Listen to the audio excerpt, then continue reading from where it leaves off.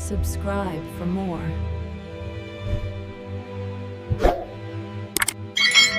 I never thought a marriage could end without shouting, without slammed doors, without the kind of chaos you see in movies. I always assumed betrayal would explode.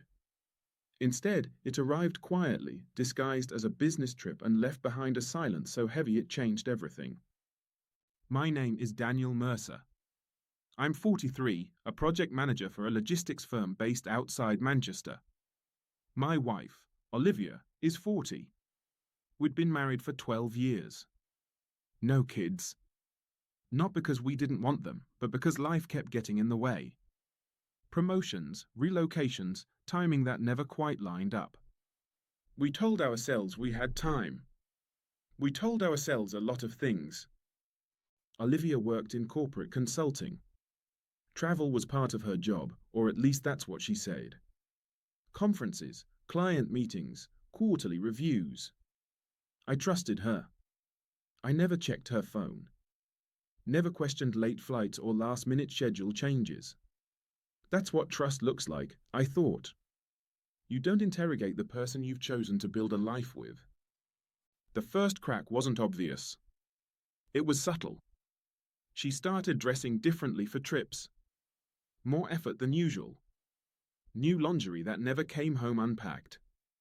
A different perfume I didn't recognize. When I asked, she laughed it off.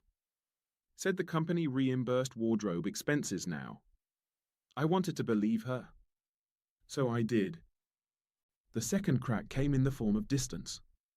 Not arguments. Distance. She'd come home and sit across from me, scrolling through her phone, smiling at messages she never shared. When I asked about her day, I'd get summaries, not stories. I told myself she was tired. Consulting is demanding. That was my excuse. For her. For us. Then came the business trip to Edinburgh. 3 nights. A client acquisition summit.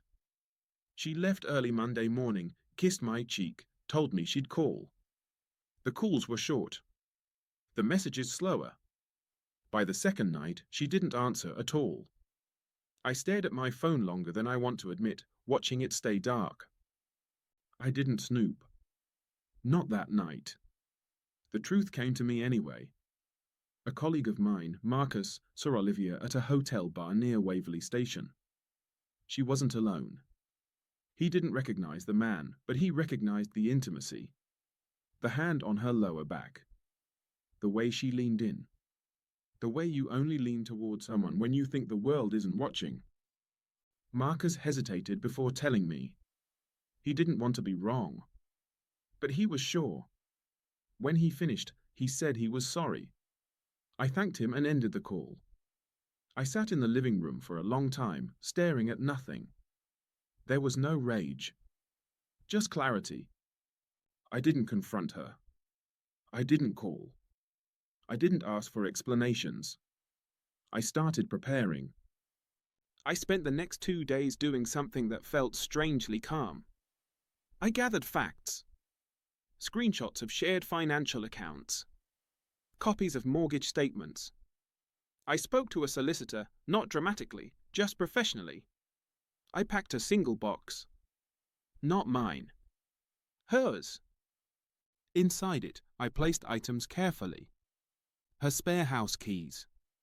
The framed photo from our wedding she kept on her desk. The watch I bought her for our 10th anniversary. I printed one document and folded it neatly. It was a simple inventory. Dates. Transactions. Hotel charges from the same chain mark as mentioned. The pattern was unmistakable. I didn't highlight anything. I didn't add notes. Facts don't need commentary. On Thursday evening, I placed the box on the dining table. Then I left. I didn't go far. I checked into a small hotel 15 minutes away. I wanted distance, not drama.